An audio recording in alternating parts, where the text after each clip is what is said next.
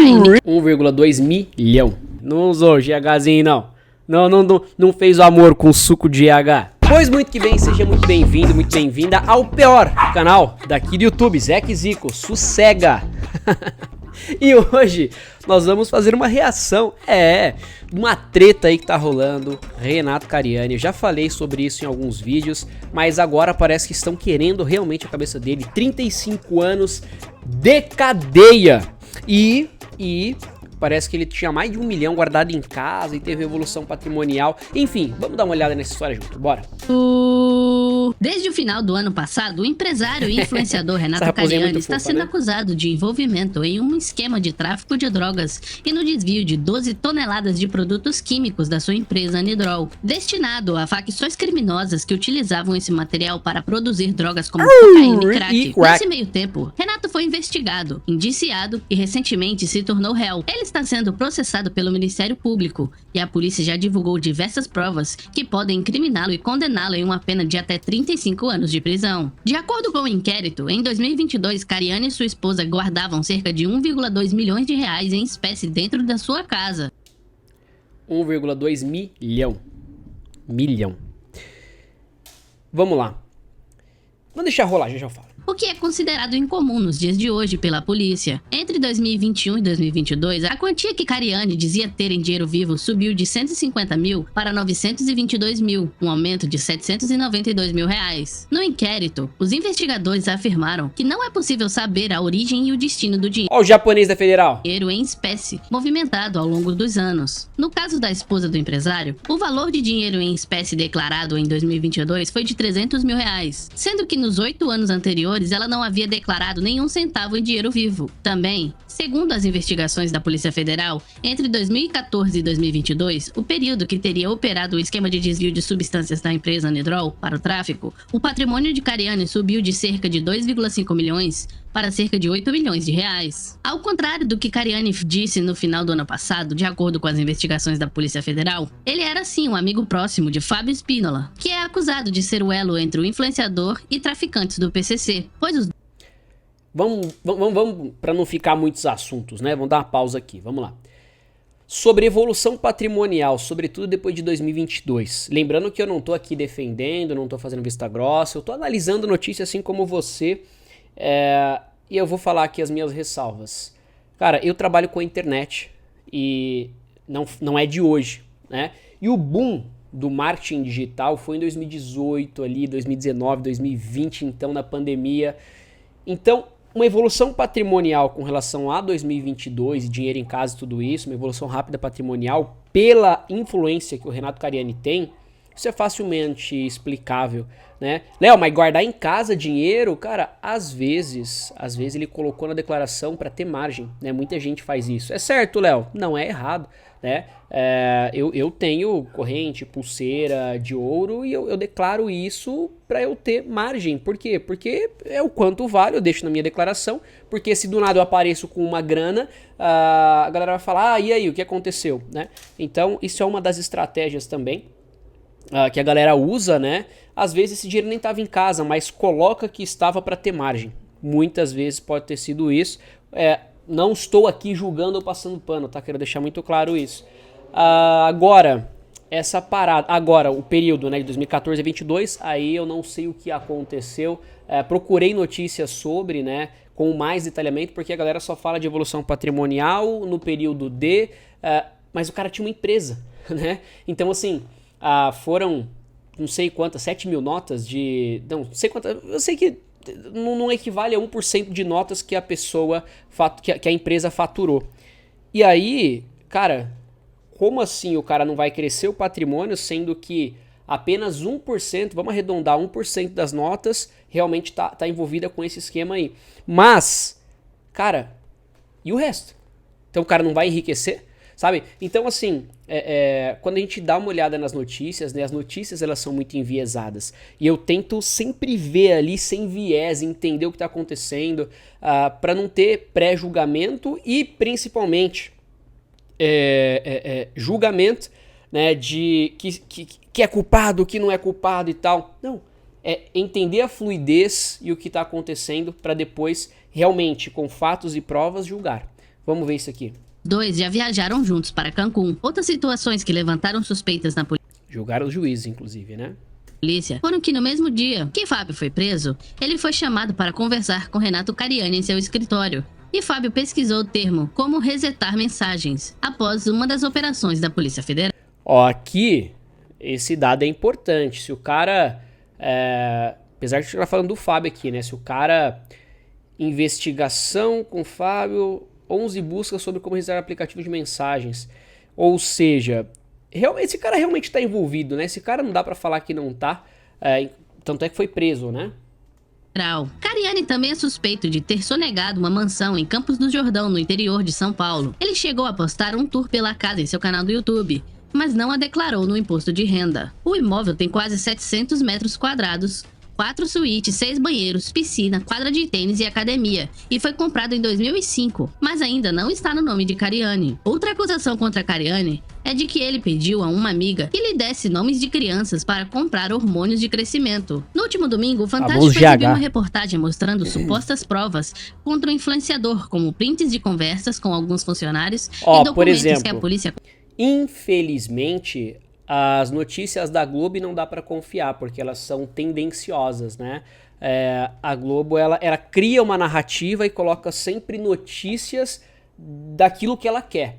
Ela coloca aquilo que ela quer. Então as notícias da Globo não dá, porque eles só mostram um lado da história, sabe?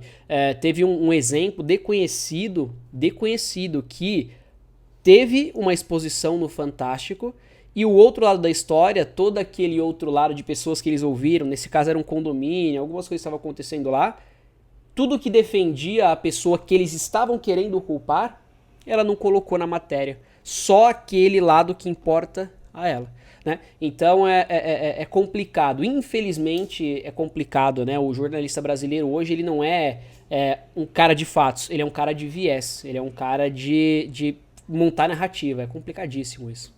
Conseguiu na investigação. Depois disso, Cariani postou um novo vídeo em seu canal se pronunciando sobre a sua amizade com Fábio e sobre ter pedido nomes de crianças para comprar hormônios de crescimento, afirmando que tomava esses hormônios com um acompanhamento médico, mas sem explicar por que pediu os nomes das... É muito fofinho, né? Parece que tá lendo, né? Tá bem focadinho assim. Crianças e dos pais delas. Confira. Outro ponto que a Polícia Federal pegou, e esse é relativo ao processo, em 2015, eu, outros amigos e o Fábio fizemos todos uma viagem para o mesmo local, para Cancún, dizendo, aonde a polícia afirma, que isso demonstra que nós realmente tínhamos uma relação de amizade. Gente, eu nunca neguei isso. Eu já expliquei para vocês que eu realmente tinha um relacionamento de amizade com o Fábio. Que eu realmente conheço o Fábio, conheço a esposa dele, que nós, agora como você já fizemos essa viagem juntos, eu acho que foi a única viagem que nós fizemos juntos, que eventualmente... Aí entortou.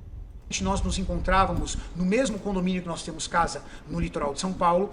Eu nunca neguei isso. Nunca neguei que eu tenho um vínculo de amizade com o Fábio. Então, nada muda, tá tudo bem e vamos pro próximo ponto. Bom, pessoal, e outro ponto que também não tem nada a ver com o processo, mas que foi muito explorado aí pela imprensa nesses últimos dias, é a polêmica ali da minha conversa com a minha amiga sobre a possibilidade ali de aquisição de um medicamento chamado Norditropin. Vamos lá, vamos ler aqui a conversa aqui para vocês entenderem. Bom, pessoal, a conversa é de julho de 2017 e ela inicia eu chamando ela. Amiga, consegue 2 nomes de crianças com dados dos pais para mim, por favor? Preciso comprar mais daquele medicamento. Ela colocou, consigo sim. Eu falei, obrigado, querida, será que consegue até amanhã? Aí ela coloca, primeiro consegui hoje, primeiro nome, me deu o nome. Show, mas só serve se for os 2 juntos, mas já guardo esse aqui. Preciso só da identidade do pai. Já liguei lá, já fiz o cadastro, já tenho o número do voucher. Aí eu dou um número de CPF e pergunto se é CPF dela. Ela fala, não, não é meu, mas o CPF da Camila já está cadastrado, o nome que ela me forneceu. Falei, quem seria Camila? Aí ela colocou, essa moça. Bom, pessoal, deixa eu esclarecer aqui primeiro o que está acontecendo dentro dessa conversa. Dentro dessa conversa é o seguinte, eu não estou pedindo receita médica para ela. Eu não mandei ela fazer receitas médicas. Eu estava tratando ali uma questão comercial para a liberação de um voucher dentro da indústria farmacêutica. Só isso. Bom, pessoal, para quem não conhece o produto, vamos lá. Esse produto, ele foi prescrito pelo meu médico do esporte, que acompanha as minhas preparações durante 2 competições. Em 2017, no Campeonato Brasileiro, e em 2018, no Campeonato da NPC. Vai falar que você não usou também, mas só usou aí. Não usou GHzinho, não. Não fez o amor com suco de GH. Mas vamos lá. Esse medicamento, meu médico prescreve para mim para duas ações. Primeiro, para melhora da minha performance como atleta e para melhora da degeneração que eu tenho das minhas articulações e tendões, fruto do desgaste dos anos de treino. Então, esse medicamento foi prescrito pelo meu médico que acompanha meu trabalho. Legal? Em nenhum momento eu estava pedindo para ela produzir receitas para mim, fazer receitas, porque ela nem médica é. Ali era uma questão totalmente comercial, administrativo-comercial, onde ela estava realizando ali o cadastro junto à indústria farmacêutica. Então, em nenhum momento eu pedi para ela fazer receitas. Legal? Vamos aqui. É muito comum no meio maromba a galera querer GH de crianças, porque o GH é o hormônio do crescimento e que o SUS, o governo do estado, libera para crianças com nanismo ou com problema de crescimento para os pais, né, dessas crianças, para as crianças tomarem. E é muito comum no meio maromba, até teve as zoeiras, né, com relação a isso, a galera dos maromba, né, a galera da academia querer essas receitas, é louco pra achar uma criança por aí, né, com nanismo. Aqui, vamos analisar a notícia, não faz realmente sentido receita porque a mulher não é médica e tu acha que o Cariani não vai ter um médico que vai receitar GH pra ele. De repente, o que ele estava fazendo aqui é querendo a preço menor. Mas é uma notícia essa, é uma conversa com uma margem de interpretação gigante, porque aí sim, aí é o que eu falo, tem que entender quem é a mulher, quem era o CPF, porque passou, se essa mulher com o CPF tinha algum filho com nanismo, com receita, aí é outra coisa. Mas a conversa pela conversa, pra mim, tá, é o que eu falei. Quando eles pegam um alvo e quer fazer aquele alvo ser culpado, não tô falando aqui que é ou que não é, não cabe a mim nem a você julgar, né? E sim ao processo. Mas as notícias são complicadas. Você vê que realmente a mídia tá caindo em cima do Renato, tá caindo bastante, pegando notícias que já foram feitas, né? Já foram noticiadas e renoticiando isso para manchar, né, a imagem do Renato. Mas enfim, o que eu tô falando aqui não tem nada a ver com o processo, essa notícia, mas entrou como uma coisa maravilhosa, porque aí você fere o caráter do cara, realmente, caráter duvidoso, e não tem nada a ver com o processo, sabe? Então é complicado, sabe? O Renato realmente ele tá passando por um momento que eu não sei qual é a real, né? Mas ele tá passando por um momento difícil. Fazer o que ele tá fazendo, nunca vi ninguém culpado fazer isso, ir nas câmeras, explicar, e trazer fatos e tal. Também não acho, né, que já falei isso no outro vídeo aqui no canal, eu acredito sim que tá rolando tudo isso aí que a polícia tá falando. Agora, cabe provar se ele sabia ou não, se ele estava envolvido ou não, né?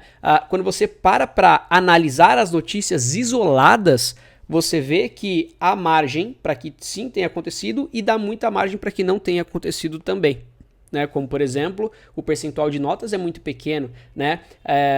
Cara, na indústria, no dia a dia, eu já trabalhei no mercado financeiro, cara, eu sei exatamente como que é a correria, você querer despachar, você fazer 1001 coisa. Então, assim, não é fácil. Não tô falando que não há nada. Eu estou falando que eu acho difícil alguém que é culpado fazer o que o Renato tá fazendo.